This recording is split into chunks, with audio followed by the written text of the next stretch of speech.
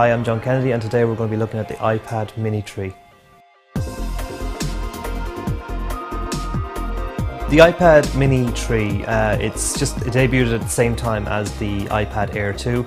It's a 7.9 inch device. It's basically follows on from the previous two generations of the mini, and I have to say, you know, a lot of people have been kind of criticizing it for the fact that, you know, is there a whole lot of new technology in the mini tree compared with, say, the advances that you would see with the iPad Air 2.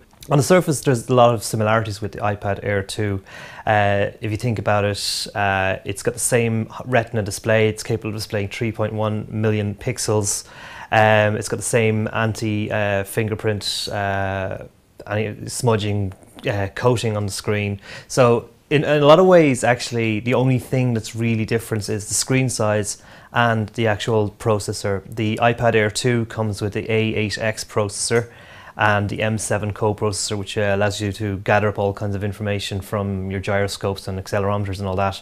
But in the iPad mini tree, it still has last year's A7 processor, and I think that's where a lot of the criticism of it has been centered. But at the same time, let's be fair, it's got a 64-bit architecture that you would find on a desktop. So if you think about it, you're still getting the same performance as the iPad Air 2. You're getting 10 hours of battery life. You're getting the same Retina display, and you know, I think you know, for a previous generation processor, that's pretty good. So in fairness, I think Apple has managed to pack a lot of technology under the hood. Because it has the A7 processor and because of the screen size and all that, the new mini tree also comes with a new Metal technology, which is basically a graphics engine that gives you the same kind of performance and quality of graphics that you'd expect to see in a console game or on a desktop computer. So that's quite an advance. One of the things you need to realize about the iPad mini tree is that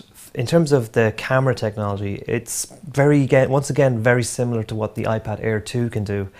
Granted, there are differences in sizes of cameras. The rear-facing camera on the iPad mini tree is a 5 megapixel camera compared with the 8 megapixel camera on the iPad Air 2.